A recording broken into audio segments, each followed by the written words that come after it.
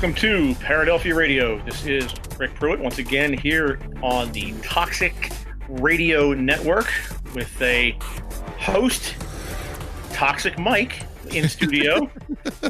I'm over here holding it down.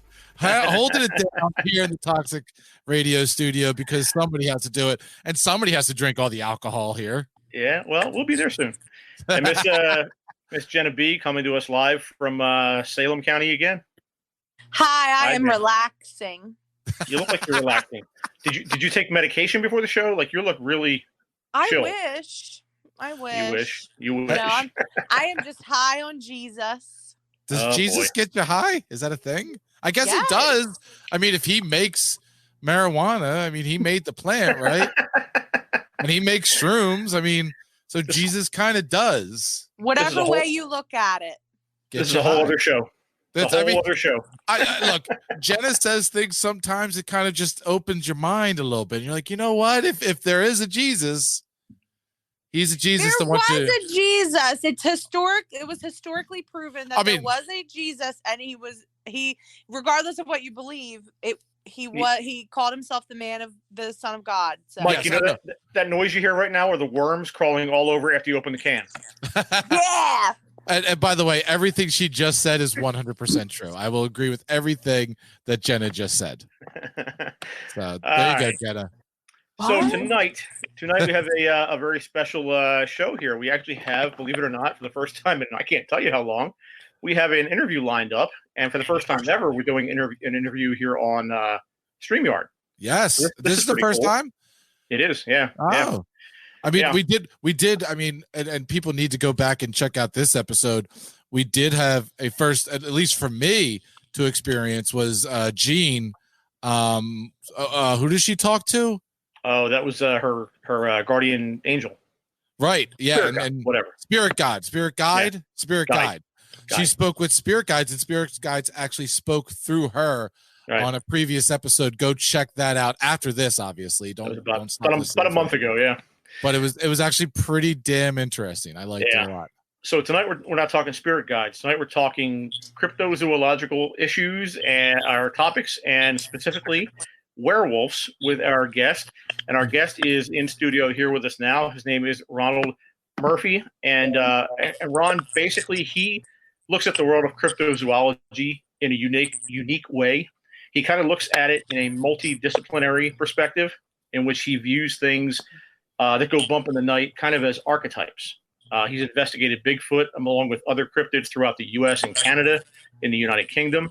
He's spoken at many different events with folks like Lauren Coleman and Ken Gerhard and Linda Godfrey and a whole bunch of other notable people in the cryptozoological field.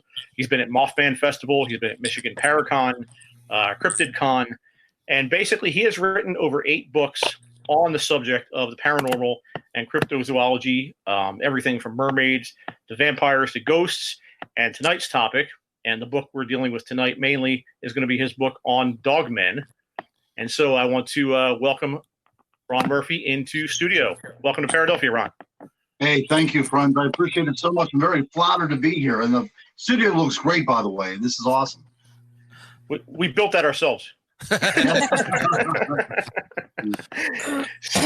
So Ron, before we get into the meat and potatoes, so to speak, of the book, I have to compliment you on this book, because I got this book after you do a lot of different radio shows, and the one thing you do fairly regularly is you're on Spaced Out Radio with Dave Scott, which I listen to a lot. It's one of my favorite shows, and I have no problem. To me, this field is all about like giving information and giving people a heads up on, hey, this is good information to follow. This is somebody who you really want to listen to, a show that's very interesting, a book you want to read, whatever it might be. And that's one of the shows that I definitely have tuned into, and I've said a few times that it's one of my favorites. And I heard you on there maybe a month ago or so, and I ordered your Dogman book. And when I got it, I was a little surprised at the size of it, because I'm used to getting these books that are like 300 pages long. And it's like, okay, this is a task. I'm going to have to read through this book. Your book's like 130-ish pages, but you pack so much information into this 130 pages. And the way that your writing style is, it keeps me, kept me very interested in the topic through the entire book. and that's a skill. That's not something that's very easy to do. So I definitely have to compliment you on that. I appreciate that, but I wish I had a nickel for every time somebody said I didn't realize how small it was. So I appreciate you bringing that up again. But the thing is, like, as a reader, as somebody that really likes this field, I would much read a shorter book that's packed with information than something else. Now, I did write a book entitled On Fairies, and that's about 80,000 words. That's almost 300 pages. Wow. But whenever I look at the archetype of Bigfoot and the archetype of things like mermaids and vampires and all that stuff, I can really go from a historical timeline and fit a lot of stuff without ever having any of this, just padding to go with it. So I appreciate that. I mean, that's a deliberate attempt on my part that you could read this book in an afternoon and get a lot of information.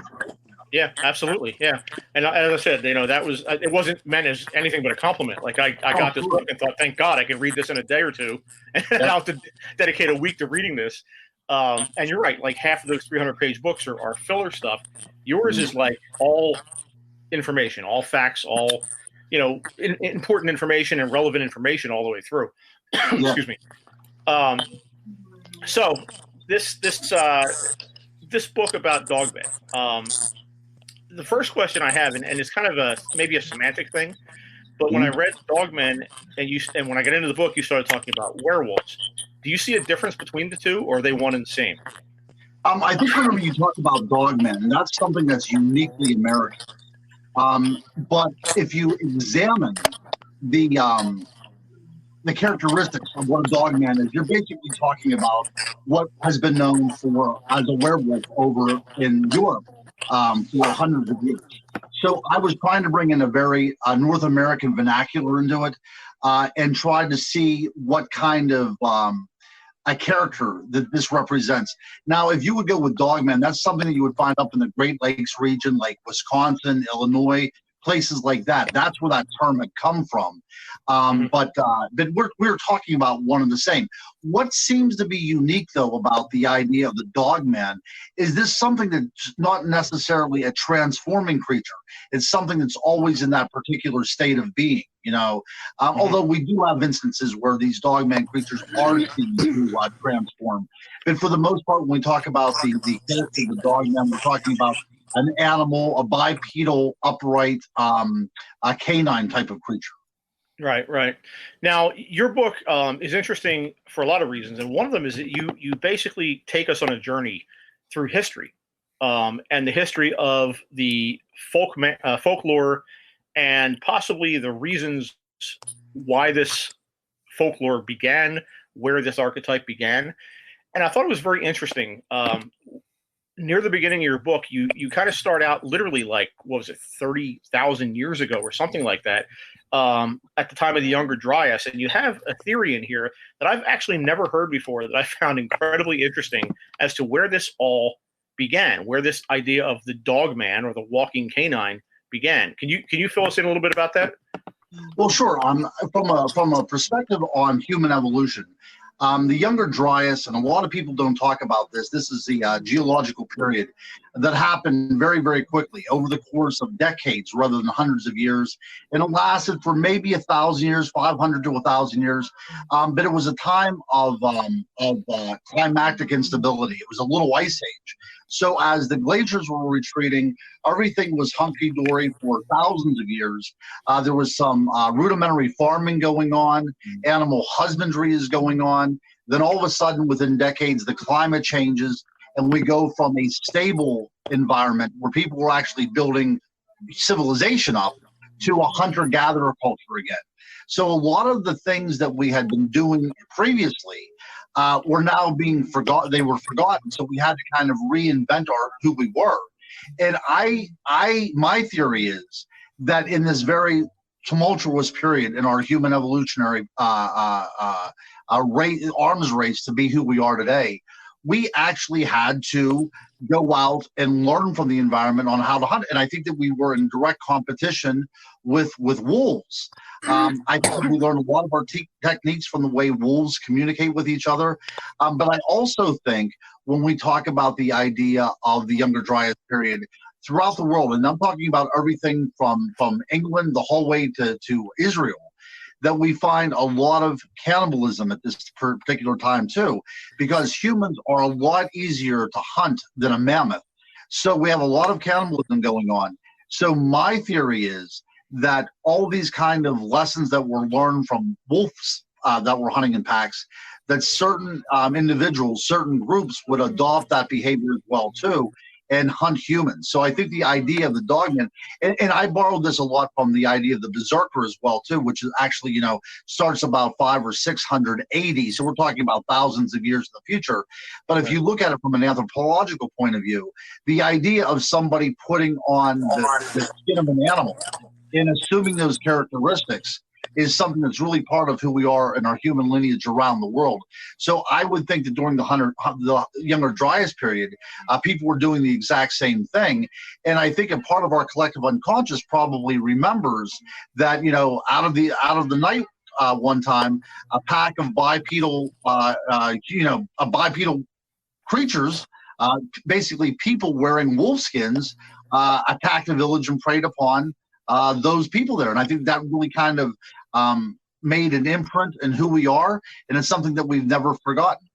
Yeah, and it's interesting to think of it that way, because when we think about lost civilizations, we tend to think, of course, of our own time and 3, 4, 5, 8,000 years ago in our past, but we don't think about the fact that people 30,000 years ago may have had a lost civilization that was thousands of years in their past. We don't think of it in those terms.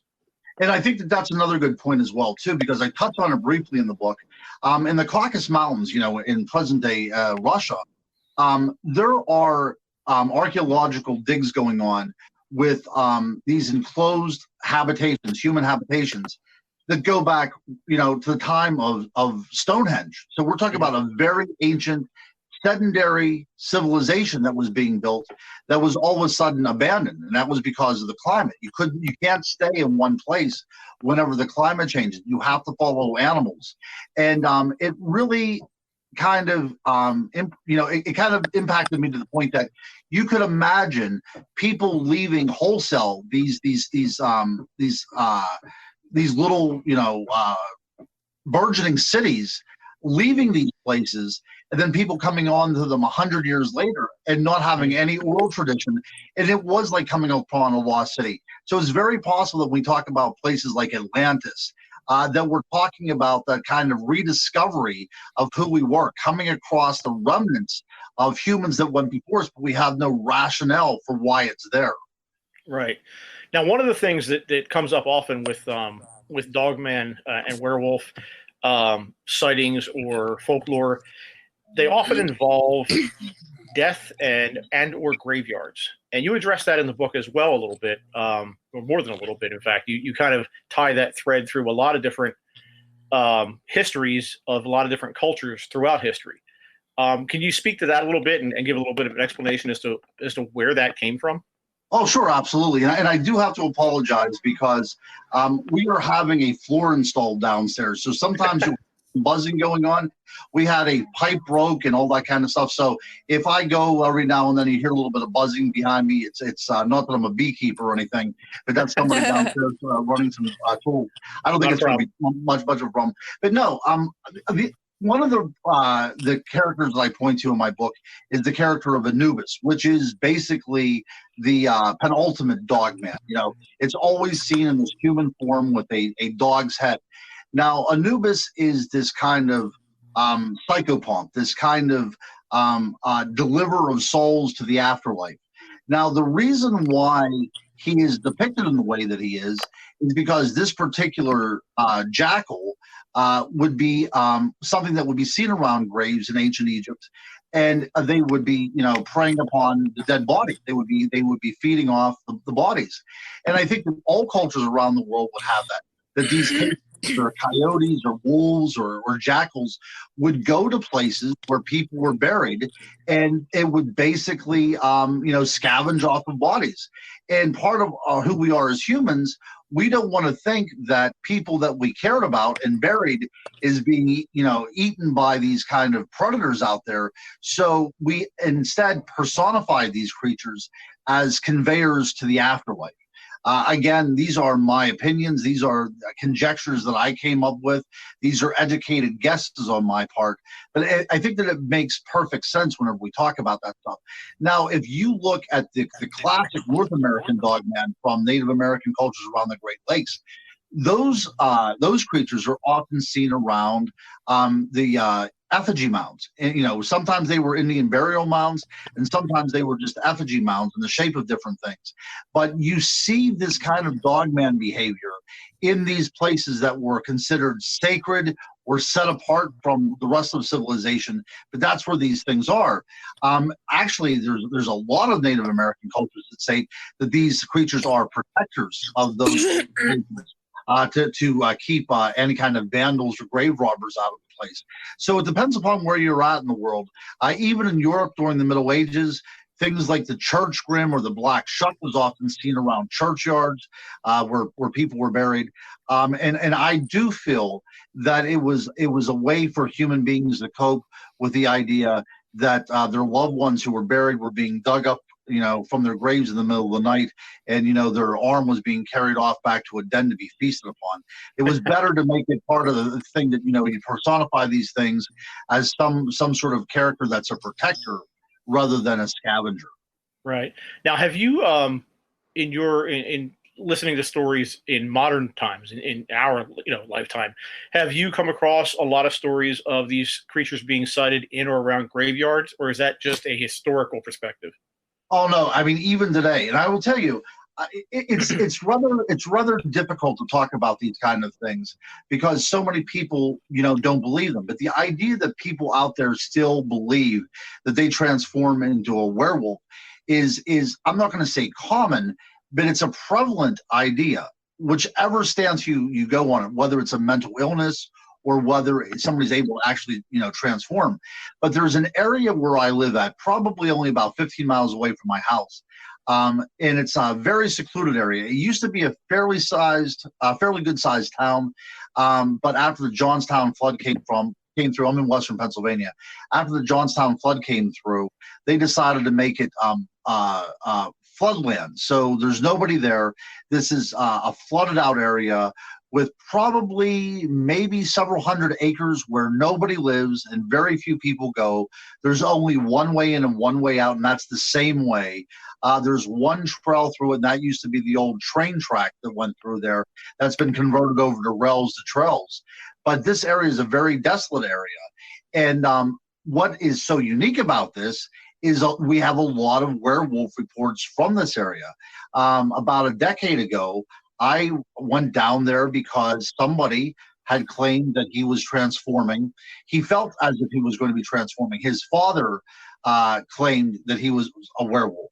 And he felt it had nothing to do with the moon phases. He felt that there was something chemically going on that he was going to change.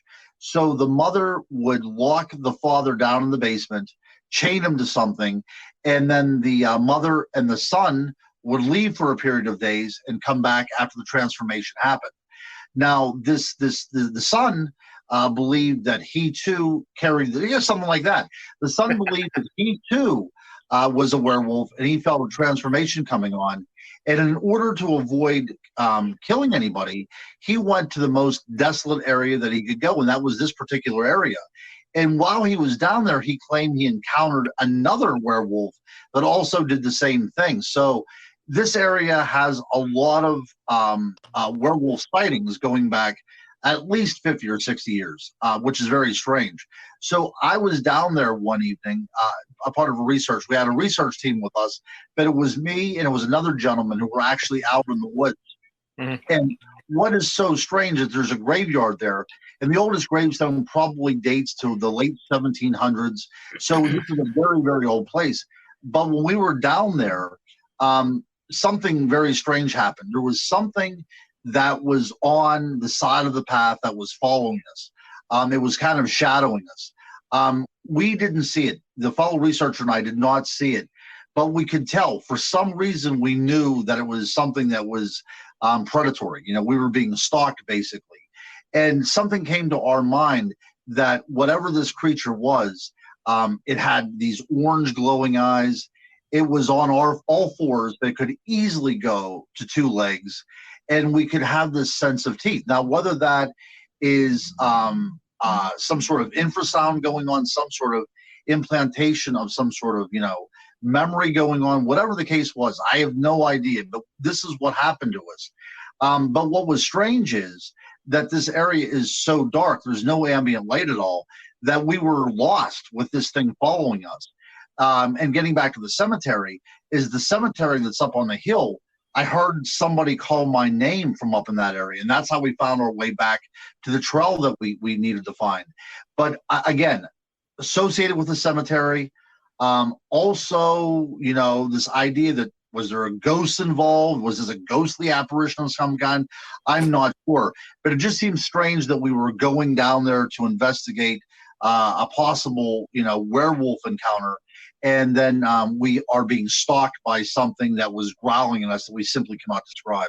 Yeah, it's pretty weird. Wow. So you mentioned being in the woods, and that's interesting because my next question was going to kind of focus on that as a topic. Unfortunately, in history, we haven't always been, as human beings, as kind to our children as we are today. And there was a time hundreds of years ago when, if you were the 7th or 8th or 9th child born to a family that couldn't afford 7 or 8 or 9 kids, you got a one-way ticket out the door, and here's a lunch and good luck to you. That happened, unfortunately, more often than people probably are willing to think about. Yep. Could these people, these kids, be part of this? Could they be kids that grew up feral, essentially, and they are some of the reasons why people have seen quote unquote dogmen, werewolves, whatever you want to call it? Yeah, extremely possible, Rick. See, we know from an anthropological and a sociological point of view that feral children do exist. There's great cases that have come out of India, not only of feral children who imitate wolves, but feral children that imitate monkeys. And it's very interesting that whenever you go back to the Middle Ages, on maps at the time, this was a place where people were shown to live that had the heads of dogs, cynocephalus, this dog-headed people. So if you would go back in time, India was the place to go if you wanted to encounter a dogman. Now, the strange thing about it is, when we talk about these feral children in fairly modern-day India, are we looking at a continued history of what had been going on there for perhaps hundreds, if not thousands of years? Look, if a child is born, 1,000 years ago, 2,000 years ago, or like you said, even a couple hundred years ago, and it would have a disability, you could see that this was a curse from the gods. You could see that this is the work of the devil in a more Judeo-Christian sense. There's a lot of factors that come into play. So is it possible that the child was then basically left to the elements and they were raised by animals? Or another theory that I had, is it possible that, especially in these certain types of ethnic groups where the genetic pool is not as varied as it should be, that there were children continually born with certain disabilities, like like the people that have a lot of hair on their bodies, people that have hypertrichosis? Is it possible that these children were abandoned in the woods, and previous children that had been abandoned in the woods came to rescue them? I mean, it does make sense to me. And it is something that we know from historical fact, that these people do exist. There's people that exist like that to this very day. It just makes sense to me that in these very remote areas, that possibly even the United States, that if a child was born with a disability, that you would kind of turn him over to the others, to those that exist outside of the civilization. You would return them to the liminal zone, so to speak, because they were not a part of who we are. I think it makes great sense to me from a researching point of view. Yeah, it's a very interesting idea. And we're showing bizarre. That's a real thing. We're showing pictures right now, and I've seen this on shows before, where it's Wolfman syndrome, where you act. The whole thing is, you grow hair all over the place, on your face, on your nose, on your cheeks, and it speaks. As soon as Ron started talking about kids and having that kind of syndrome. That's exactly what I thought of. So I pulled it up, and we have some examples on the screen right now. Wow. And like you said, this is hereditary. This is something that goes within a family. So it's not like, this is a very strange disorder or anything. If you carry it in your, I believe, if I'm not mistaken, it's carried by the female and it's passed on through the female. But if you get the right circumstances in a very isolated population, it's very possible that you will see a predominance of that particular trait. I mean, that's just, simple, genetics going on. Right. And in order to kind of eliminate that from your population, you would probably either banish these people or kill them off. I think banishing makes perfect sense to me. During the Renaissance, there was one gentleman that was captured in the Canary Islands who had hypertrichosis, and he was taken back. And of course, because he looked so odd, he was celebrated in the royal court, and they kind of paraded him around. But he ended up marrying a very normal woman. And they had, I believe they had like 5 or 6 kids together, but 3 or 4 of these children had hypertrichosis. And what the royal family did was they gave the children that had hypertrichosis out as gifts, almost as if you were giving a puppy to their friend. Wow. Yeah, absolutely. So, yeah. So we have seen this. I mean, this is something that's documented in history. And we're talking about going back to, I think it was sometime in the mid-1500s whenever this happened. So this is not ancient history. Right. Wow. That's it's quite a gift. Yeah, It keeps on giving. That's right. So when we talk about these dogmen and werewolves, it's commonplace to think of them as dangerous and fearful things. But there's a lot of examples, and some you give in the book, of how people in ancient times actually venerated these creatures. And one of my favorite stories in your book is about ancient Rome and their Lupercalia. Am I saying that correctly? That is. That's right. Yeah, it was held in February, and this was the time. Well, of course, Rome was supposedly founded by Romulus and Remus, who was raised by a she-wolf. So the idea of the wolf was much a part of their culture. So at this particular time, this was a time whenever the wolf was venerated. This was a time for wanton sexual intercourse. And this was a time whenever fertility came into play. Of course, this predates Valentine's Day, but it comes up with this kind of imagery that we would think of for Valentine's Day. This was a time whenever people would team up for various purposes. All these type of mating ceremonies would go on. But they would also sacrifice dogs as well to the idea of this wolf god, and I said in my book that I'm glad that changed, because I would much rather give roses on Valentine's Day than sacrifice a puppy for my girlfriend, Right. So I'm glad some things have gotten a little bit better. But yeah, I mean, people would wear these headdresses that look like a wolf to kind of harken back to a day whenever the wolf was their caretaker, their caregiver. But yeah, ancient Rome and even ancient Greece has a lot of stories. Like when we get the name, the lycanthropy from a lichen, that comes from King Lycaon, who was this king of Arcadia, which is interesting enough, in Greece, a very backwoods area, very uncivilized area, nothing like Athens or anything, a very wooded and remote area. But Zeus had come to visit, and the king decided he would test to see the omniscience of the Almighty. So he killed one of his children and baked him in a pie and served it to the god, served it to Zeus. Zeus knew immediately what was going. Yeah, I mean, I'm telling you, this is something. So Zeus knew immediately what was going on. So because the king acted so savagely, he turned the king into a wolf, into a werewolf. And that's where we get the name lycanthropy from. That comes from King Lycaon. So from that very instant, we have, as part of our verbiage, the idea of what it means to be human and bestial at the same time. And then, of course, you would have Mount Parnassus, where the cult of the wolf was also celebrated. And it was believed that people that would go there could transform into a wolf. for the period of 7 years. You would be stuck in this wolf form. So there was no transformation going on. You would be a wolf for 7 years, and then after that 7 years, you would transform back to a human being. So there wasn't this continual transformation like you see in the movies. But Herodotus, the great Greek writer where we get our name, the histories from, he said that, oh yeah, of course this happened. And not only did this happen, but a famous athlete from the Olympic Games actually went up there and turned into a wolf for the period of 7 years before turning back. So he kind of even had sources named, and it was like, you don't believe me, go ask this guy, because this happened to him. So when we talk about people like Plato and Socrates and Aristotle, in that same breath, you're also talking about Herodotus, who was talking about werewolves as well.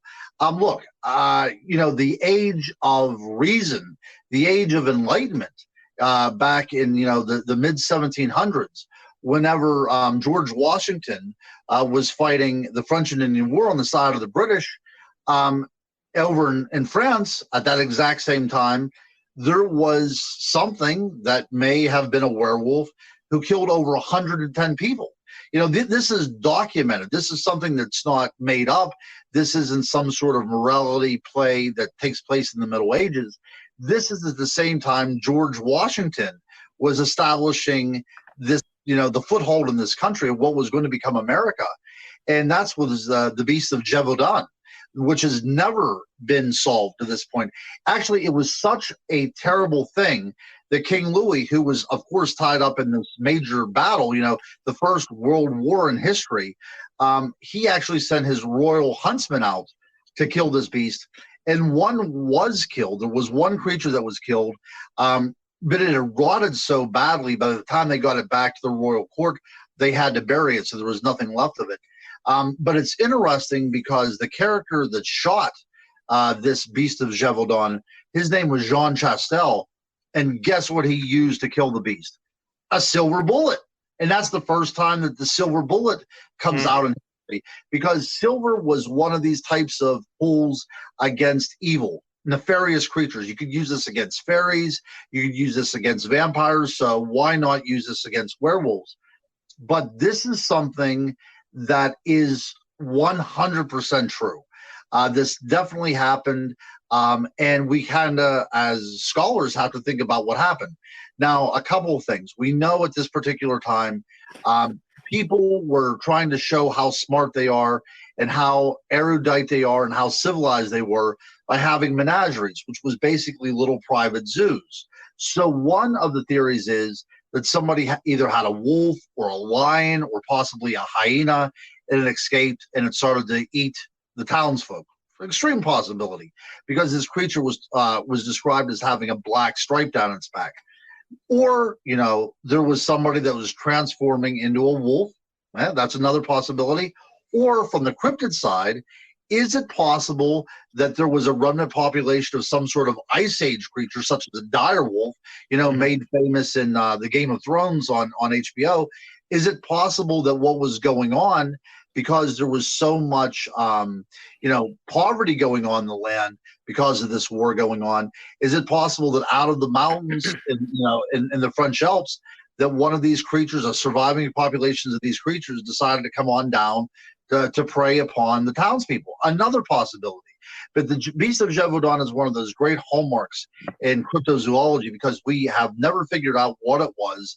People have made a lot of attempts, but yeah, according to the history, Jean Chastel shot a wolf with a silver bullet.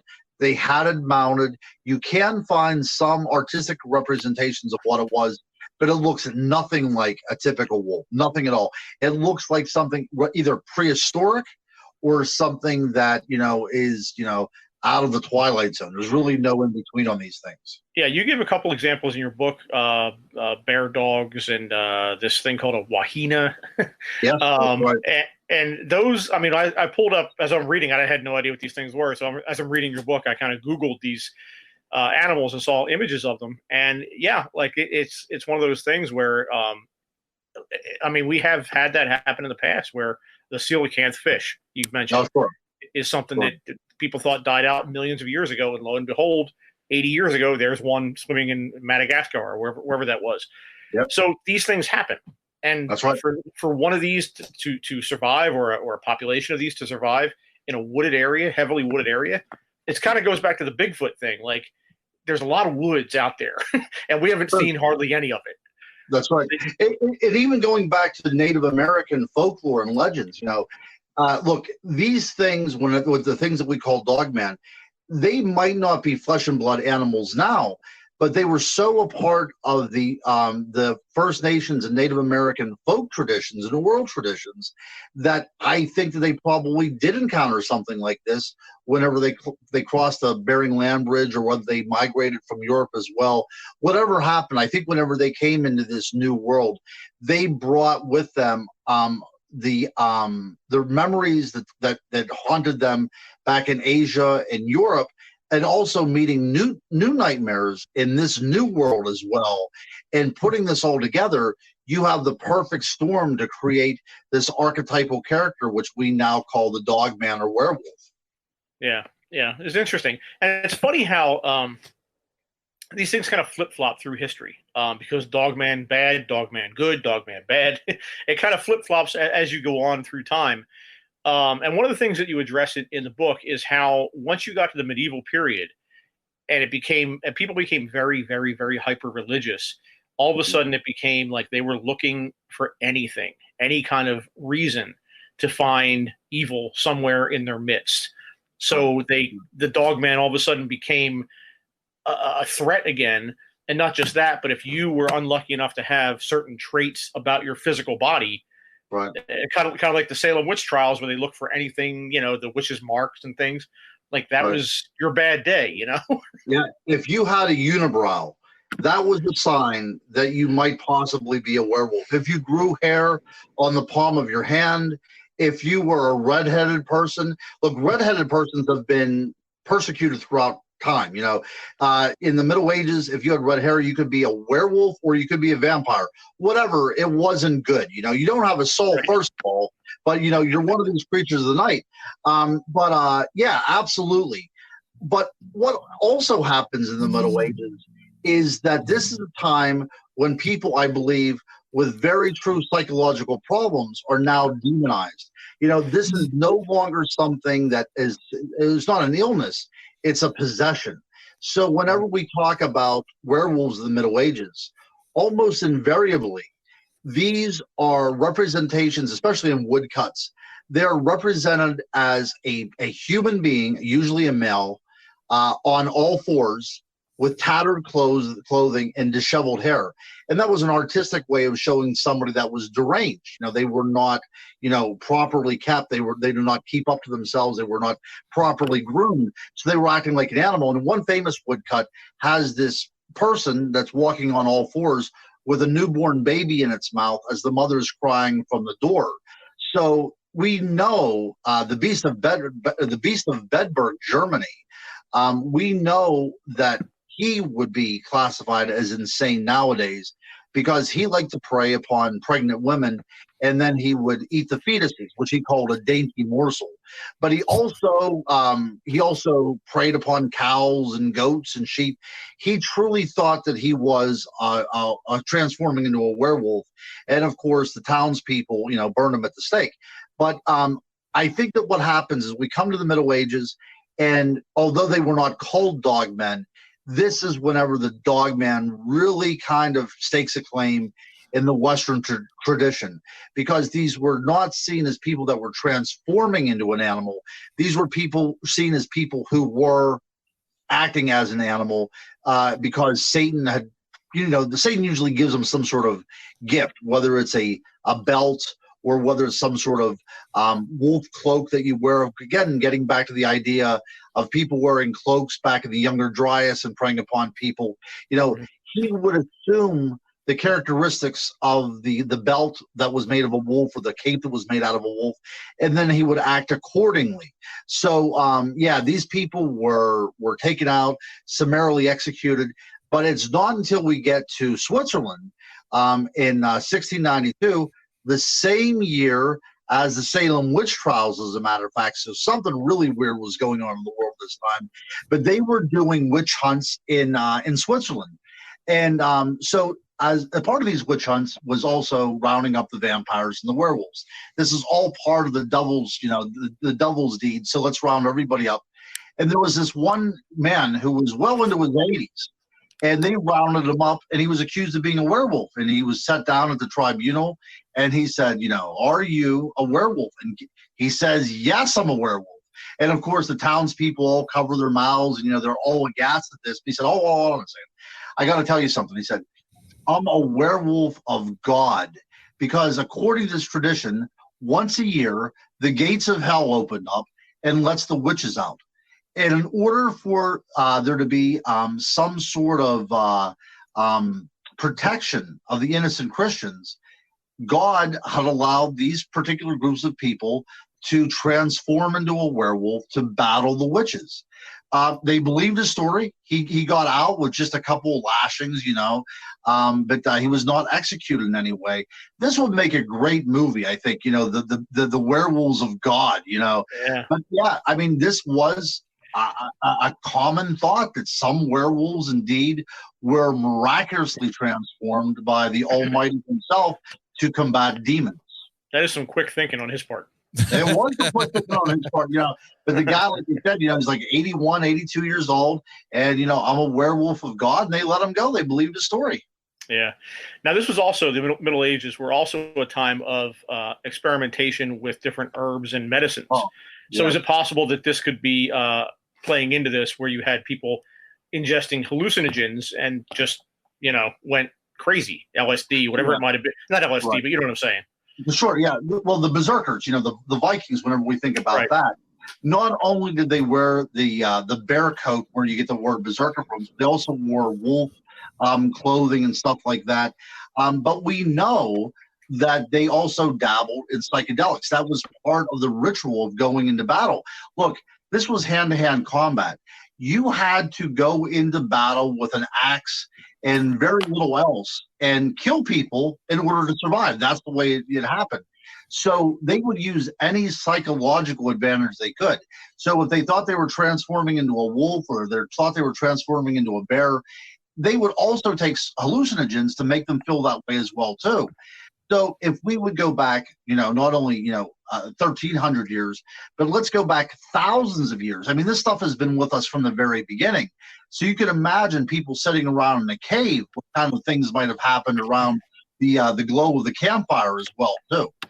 Yeah. Wow. Yeah. It's a lot to ingest. So there's actually an interesting connection that you make in the book that I never really thought about, but there's actually a through line, so to speak, with werewolves, dogmen, and churches. Mm-hmm. And that's a story that I did not know. I did not know that churches were so prevalent in the history of werewolves and such. Right. Well, going back to, and we're talking about like the Dark Age, we're talking about like 500 AD.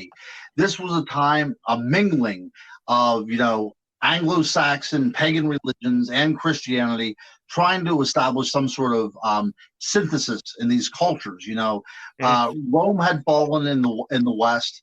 The East was still going on, but so you have this landscape that is overrun with so many different immigrants that had migrated from the East, that you really were starting to come up with different religions. And I'm sorry, you were developing the Christianity into what we know it today. And it's interesting because St. Christopher, because, of course, I think everybody probably had St. Christopher medal at one time, or their grandmother did. But he was seen as cynocephalus. He was seen as having the head of a dog. And this was, Christopher means Christ bearer, because he was believed to be a giant who transported this little baby across this river. And Christopher felt the baby getting very heavy, and that's because it was the Christ child, and he had the weight of the world on him. But it's interesting because from the very beginning, Christopher was seen as having the head of a dog or a wolf. So, we have this werewolf saint in our hagiography from about 500 AD, which is incredible to me. But then you move up to about 1300, and then we find St. Francis of Assisi going into a town and exorcising the town of this beast. Now, what is curious about this is that there was it was in Italy, and I'm trying to think of the town, and the town escapes me right now. I should have probably written notes, but there was a wolf, a large wolf that was coming down, eating livestock, and then it went from eating livestock to starting to eat people. So they called St. Francis in, and St. Francis came. He encountered this creature, and then he talked to it. Now, I made this allusion in my book that we seem to have an intelligent animal here, something that could be talked to, something that could be rationalized with. So one of the kind of little speculations I make is, if lycanthropy is indeed true, could this have possibly been a townsperson that was transformed into a wolf, or transformed into a wolf, or what have you, and it could be rationed with. There could be rationale there. It could be spoken to. But St. Francis worked out an agreement. There it is, right there. Perfect, guys. You are fast. So St. Francis works out an agreement with this thing, and isn't it interesting too that it's shown as bipedal in this picture as well? But he works out an arrangement where this wolf will kill nobody anymore, and the townspeople will feed it. But if you go to that town to this very day, under the altar, they said that wolf is buried. Now, what makes this very odd is, in the Middle Ages, a baby that was not baptized could not be buried in the churchyard because it was considered unsanctified. He didn't. So are we talking about this creature that appears to be a wolf, could have possibly been one of the townspeople who was baptized, and therefore could have an honorable church burial? I mean, there's something very strange going on here. Right. Yeah. It's definitely a strange situation, especially in relation to how it all ended, and is he or isn't he human? That's right. That's exactly right. Yeah, but it just means there's so many things that we talk about intelligence going on there, and that's really the hallmark of the werewolf, isn't it? Because the word "were," the W-E-R, that comes from an Old English term that means man. So we have man-wolf. So one of the ways that we could look at the wolf man or the werewolf is to show that this is a beast with intelligence, and so you were able to rationalize with it. But getting back to the idea of churchyards again, so we go from Anubis to the funerary complexes in Egypt, and now we're in the Middle Ages in England, and we see these protective spirits like the Black Shuck or the Church Grim that is seen around graveyards, and not only seen around graveyards, they are held in such high esteem that sometimes they are buried in the churchyards. One very famous one, and I think it was in Lincoln, I'm pretty sure it was at the Lincoln Cathedral, there was the tale of a church grim there, and they found bones that were buried of a dog that would have been about 8 feet long. So we're talking about a very large creature that was buried. And look, I would have been immediately doing DNA evidence trying to find out what this is, but we do have archaeological evidence, whether they found out what the DNA was or not, or whether that's going to be worked on. But there was a very large dog that, could possibly have been what we call the church grim, protecting this place in Lincoln in England. And it was buried with honors, with sacred honors in a cemetery. Right. Right. Now, how possible is this that now going back, hundreds of years ago, there's a book that I read recently that was very interesting because it talked all about, and people don't think about this very often, but before, say, 120-ish years ago, you didn't have electric lighting. And that makes a world of difference in the world, because when it got dark out, it got dark out. Mm-hmm. And in the wintertime, it gets dark for 3/4 of the day. Mm-hmm. Or maybe not 3/4, but 2/3 of the day.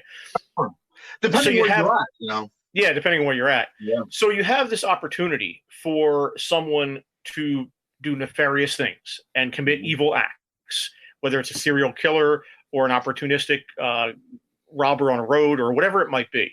How possible is it that a lot of these stories are these serial killers, and they're just playing it off like, oh, it's a werewolf, it had to have been a wolf, because people don't want to think that human beings are capable of these horrendous acts. So they just kind of pawn it off on, oh, it must have been an animal, or it must have been a wolf man or a crazy wolf man. You know what I'm saying? Yeah, I think that you've hit the nail on the proverbial head here. Carl Jung, who is somebody that I use in all of my research, really made a big impact on me. He not only talks about the idea of the collective unconscious, but also the idea of archetypes. So a lot of my work is based upon his findings. But he also had this idea that in every person is a shadow. It is that sinister part of us. It's that part that we don't recognize. But in that shadow is a mirror. And in that mirror, we see our reflection, okay? So as part of the human psyche, it's easier to think that somebody is working out of demonic possession than to imagine that a human being is capable of such heinous things. Mm-hmm. So we give them the mask of the werewolf, or we give them the mask of the vampire because we don't want to accept that we're capable of doing these things. Absolutely, my friend. And that's really how I kind of conclude my book, is that a lot of very bad things happen by very bad people. And we don't want to admit that we're capable of doing that. So we make them into monsters. Right. Now, up to this point, we've been talking about the history of these creatures from literally thousands of years ago to the Middle Ages and so forth. But this is something that is actually still going on today in the world today as we know it. And one of the places, or a couple of the places that this is prevalent, one of them, and we talked about this a few weeks ago, is Skinwalker Ranch. And the other is up in northern Wisconsin in or around Bray Road. And that would be the Linda Godfrey story. Yeah. So can you talk a little bit about some modern cases and how that ties into some of the folklore and some of the stuff we've already talked about historically? Oh, absolutely. You know, the thing about Wisconsin, because whenever I was in graduate school, I did a lot of research into Native American cultures. And that whole area is littered with not only burial mounds, but these effigy mounds as well, too. Mm-hmm. So whenever we talk about Bray Road, we're very close to this idea where there are ancestral graves of certain tribes. And it's interesting, again, like I said, that this creature is still associated with these graves even to this day. But what's unique about Bray Road is that this creature seems to be an anthropomorphic wolf. It doesn't seem to transform in anything, but it's like a bipedal creature, almost the same way that a Bigfoot is out there, but this is a different type of creature. People see it eating roadkill along the side of the road, running alongside their car, even though the car is reaching 50 miles per hour. It is that bump in the night that is scaring the hell out of people up in that area to this day. Now the Skinwalker Ranch, that's a little bit more different. Although we do know in that area there's a prevalence of Native American culture. So a lot of this does have to go with that particular mythology as well. But the Skinwalker Ranch is that this seems to be something that's kind of paranormal related. There are wolves that appear there that are being shot and they're not being killed. We see these kind of wolves that appear in conjunction with lights and UFO activity. So when we talk about the werewolf, this isn't something that died with Lon Chaney. This is something that people still go out and pursue every day. Linda Godfrey, that's her bread and butter. She's still collecting evidence of sightings and things. So, yeah, if you want to talk about the idea of werewolves, it's very alive and well in the United States. And not only in the United States, there are places like Cannock Chase in England where people don't go into nowadays because that's supposed to be the lair of the werewolf. And places in Ireland, too, and even in Romania. So this isn't something of the past. This isn't a historical program, and we're only talking about things that happened 300 years ago. We're talking about things that happen to this very day in parts of the world where people still lock their doors for fear of a werewolf breaking in on them. That's a common notion in the 21st century in this world today. Right. Now, one of the stories that I noticed this week that came out that was very interesting was that scientists apparently have detected an anomaly in Antarctica where they think they have detected a parallel universe running backwards. Yes. Now, this ties in here, or could tie in here, because one of the theories about these werewolves or these dogmen is that they are interdimensional. Yes. What do you think about that? Well, getting back to my story that I talked about at the very beginning. Okay, so we were down there investigating an apparent werewolf location. Okay, so as we were there, things began to happen very strange. It looked like there was static electricity around it, like if you would pull the blanket off of a bed at night and those kind of sparks would fly. This stuff happened around us. And my buddy and I said, something weird is going on. Let's get out of here. Okay, so we turned to go back down the path. And when we turned, this light flashes on. It looked as if it was a flare of some kind. It kind of sparkled on, almost like a sparkler at the 4th of July, illuminated for a fraction of a second, and then it kind of sputtered off again in sparks. After that occurred, that is whenever the creature starts following us from the side of the road, from the side of the trail and the woods. So it was that a portal that was happening? I don't know. It just seems to be too much of a coincidence. But like we talked about the idea of Skinwalker Ranch as well too. These creatures there are sometimes seen in conjunction of lights. So when we talk about ghost lights and all these other kind of things, is that the portal that we're talking about? Is this that energy gateway that can open up a door between one reality and another reality or another dimension? So as science starts being more open to the idea that things are going on right underneath our reality that we just simply don't see, I think that we can be more open to the possibility that maybe some of these creatures that we are witnessing are, and the reason why we can't find them, we don't have bodies of them, is because they're interlopers into our dimension from time to time. Yeah, that's possible. Yeah, and that would explain things like Bigfoot and a lot of other cryptid creatures and almost anything. Right. Absolutely anything. And when we talk about this kind of stuff as well too, is it possible that the ancients, not only the ancient Egyptians, but the ancient Native Americans, would they have the idea that certain parts of our landscape has more energy than other ones? We talk about ley lines in Europe, and is it possible they put their mounds and their burial areas in these particular places, and the reason why there's so many dogmen in these areas is because that's a portal point where it can step out. Right. Now, your book is heavy on history and heavy on science, but you also leave open the possibility of the paranormal and the unknown.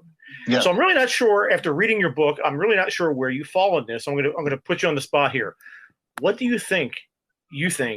This is what is happening here with these werewolf sightings? Do you think this is a real creature? What am I expecting here? Well, I want to say, from what you astutely pointed out previously, that we're talking about things that are happening, so we put the mask on the human being. I think 90% of the cases, that's what's going on. That we have adopted the idea of the werewolf to cover up our collective human sins, so to speak. But there are these other percentages. I think 5% are misidentified natural animals, but there's this other percent that I cannot put my finger on. I've spoken to people that have seen these things standing up at the edge of their driveway with these orange glowing eyes or red glowing eyes, kind of just taking it all in to see what was going on. These were very lucid people. They had nothing to gain about it. Sometimes I get reports that are completely confidential about these creatures that are just seen and they don't understand what's going on. But because we don't have any bodies, and because this would be an apex predator, if this was a flesh and blood animal, that it would be seen a lot more than it is, I'm going to have to go to the realm of it's either paranormal, okay, that it's a creature that does exist as a flesh and blood animal, but not in our reality. It's a crossover. It's a bleed over from time to time. But part of me also, and this just might be the paranormal romantic in me, part of me also thinks that the human being can transform. Now, I'm not talking about a physical transformation, although I'm not saying that that's not a possibility. But I'm talking about transforming to the point within their mind that they themselves believe that they are a werewolf and do things that wolves can do. So we are not looking for a creature. We're looking for an everyday person that might have a job at Walmart, or, he works down at the movie store, whatever the case may be, who from time to time changes in his mind to think that he's an animal and does very heinous things. So, yeah. But look, I am always going to be a romantic. They're kind of like that. I'm always going to be a romantic whenever it comes to this kind of stuff. And I'm so passionate about this lore that I keep the door open for anything. And I think that, from a good perspective, from a good research perspective, you have to keep an open mind. But man, I would love to think that out there in the world, there are Pleistocene remnant populations of some sort of wolf creature like the dire wolf, or that there's, people out there that have the ability to change into a wolf-like creature. Yeah. Very interesting stuff. So the Wolfman and the Dogman is just one of many things that you are and have researched. And it's incredibly interesting. Like I said at the beginning of the show, the book is phenomenal. I would recommend it to anybody interested in werewolves or cryptozoology or paranormal in general. It's a quick read, like we talked about. It's an interesting read. In fact, I just got the other day, I got your book on vampires. Oh, right. Fantastic. So we're going to have you back at some point to talk about vampires. You know what? The vampires and the werewolf goes very much hand in hand. Yeah. And I think that we could easily bridge right over that. I had a great amount of fun here, guys. You have been very, very kind to me here, and I would love to come back on anytime. Give me a moment's notice. Somebody drops out, I'll be right there, guys. That's great. So why don't you let everybody know where they can find your work and your website or anything you want to promote here? Absolutely. I'm not a very technologically advanced person. I do like the idea of social media. So you can go to Ronald L. Murphy Jr. On Facebook. You can like me. You can communicate to me from there. I have no problem. But I can also be found at my my email address, which is insidetheGoblinUniverse@gmail.com. And if you want to write to me, I can send you out a book. I can autograph it for you. I might be able to even give you a better deal than if they have it on Amazon. But you can find my work on Amazon. I do have a website, which is ronaldmurphyjr.com as well, too. But I prefer a more intimate approach to talking to people. I like to hear what people have to say, whether they agree with me or disagree with me or not, because as you said at the outset of the show, that's what this is all about, isn't it? These forums are ways to put out theories and to kind of debate it and find out what's going on. Because at the end of the day, we're never going to end with an exclamation point. It's always going to be a question mark. So look, let's talk about this. If anybody wants to talk to me, look me up on Facebook or email me, whatever the case may be. I'll be looking forward to talking to you about anything about things that go bump in the night. All right, very cool. Well, Ron, thank you very much for coming on with us today. It's been a great interview, and I look forward to reading your book on vampires, and I'll probably order the rest of them, the other 8 or however many you've written, because I like I said, it's the type of thing I can dig my teeth into, spend a day or two on, and have all the information I want instead of going through a bunch of fluff, which is unfortunately the case in a lot of cases. I appreciate that. My On Witches is actually at the publishers right now, so that should be out in the next couple months. So cool. Yeah, that will be it. But guys, I would love to come back on again. This was a great fun time for me, and I'm very flattered you asked me on the program. All right. This has been Ronald Murphy, the crypto guru. Ron, again, thank you very much for coming on with us tonight. Thanks, guys. Take care. All right. So we're going to take a little break here, and we will come back on the flip side and start wrapping the show up.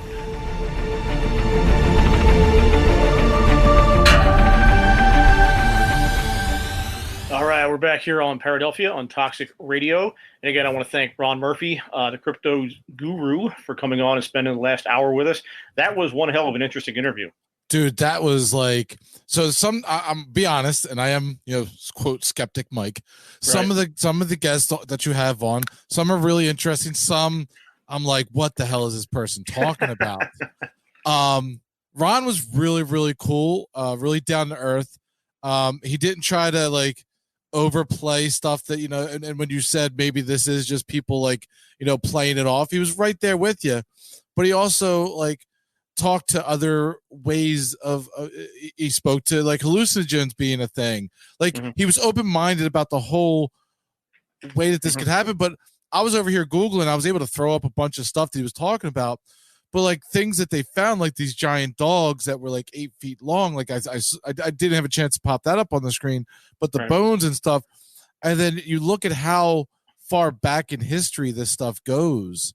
And it's just, it is really interesting. It does have a lot of questions that go along with it, that it's been in our culture for this long to say something. And his books are right up your alley too, because really? Because like I said, the book is basically a walk through at least this one is a walk through the history of the phenomenon, and it cites all these different cultures and the not necessarily the science, but the history of where the ideas came from within the culture, and even the theories that aren't really anything provable, right, are still logical. Like if you look at that and say, yeah, that makes sense. Like the whole idea. Like I said at the beginning of the show, that the idea that this whole idea of a wolfman came because we had this society that was living in hunter-gatherer houses and huts that got displaced by this natural catastrophe, and now all of a sudden they're out in the world, and over generations they had to learn how to live in the rough tumble world again, and that meant doing shit you didn't normally do, like you know, killing and cannibalism and things like that. So when you have this group, or maybe the fifth or sixth generation after that started, running into a more southern civilization that was more civilized, well, they're going to look like crazy wolf people coming at them because that's what they've learned to do. Yeah, and that just makes sense. It's. I mean, who knows whether that's true, but it certainly is logical. And the realm, the place, the thought process where everybody always gets me is when they talk about dimensional stuff. Like anytime, like you could throw in other dimensions, and right there you're like, I'm like, okay, you got me. That's a possibility. Like no, it's not that you're out. That's a possibility. Oh, okay. Like so, because I believe in that whole other dimensions and so many different dimensions going on at the same time, different realm planes, the whole thing of like so many different realities going on at the same time. And you've talked about it on this show before, where you have the bleed over, and as soon as people start talking about that bleed over, that's where my mind starts going, is that a thing? Like is that a possibility? That's I could sit there and argue with you all day and all night that something isn't real, but then you bring up that one little thing and I'm like, Well, the thing that I mentioned a little bit in relation to one of the questions, the news story this week that came out maybe 3 or 4 days ago, there was a scientific discovery in Antarctica where what they were doing was they were measuring, I believe it was solar particles or something like that. And the way solar particles hit the Earth is obviously they come from outside the Earth towards the Earth. Mm-hmm. So when you're measuring these things, it's only going to happen in that direction. Obvious, or should be obviously. But what they were finding was that in addition to these particles that were coming toward the Earth, they also had particles going the other way. And so they were going from the Earth out into space. Really? Right. And so the theory that they put forth was that, well, maybe this is a parallel dimension that we've tapped into that literally runs backwards, where these particles don't come towards us, they go away from us. So this whole idea of, hey, there might be another dimension out there where everything happens in reverse, like the what was that movie, the Benjamin Button, where you're born as a 100-year-old and you regress down to a baby. It's a crazy idea, but who the hell knows? Who the hell knows? Absolutely, dude. Maybe it's all true. Oh, wait, I've heard that before. I've heard that. Hashtag maybe it's all true. Get it trending, people. Get it trending. Yeah. All right, so we're gonna wrap up here for the evening. But again, I want to thank Ron for coming on, Ron Murphy. And again, you can pick up his books on Amazon. I suggest you do, because they're, like I said, they're fantastic reads and they're very quick reads. And it's very, very interesting stuff. And one thing he didn't say, and I'll put it up on the screen again for people watching the actual stream of this, Twitter at Ronald Murphy Jr. Go follow him over there. And you can also find him on Facebook. And he also had he didn't mention this, but I know he does. His email is at the Goblin, or I'm sorry, what do you say? In the Goblin Universe? Crap, I'm going to mess this up now. Inside the Goblin Universe. Okay. And he actually does his own podcast with a friend of his. So that's out there as well. I didn't tap into that tonight, but I want to throw that out there because I've listened to that a few times, and that's also very, very interesting. Awesome. So kudos to him for doing that. And, like I said, I have the vampire book, so hopefully we'll get in touch with him and have him come back and talk about vampires or whatever else of his I decide to read in the next few weeks, because I'm sure I'll go through a few of these books. Yeah. All right. So it's been a fun evening. And yes. Again, I want to thank Ron for coming on, and I want to thank you, Mike, and Jenna B, wherever she went to. She had to go. She had to go take care of some stuff. She had to go take care of some stuff. Yeah.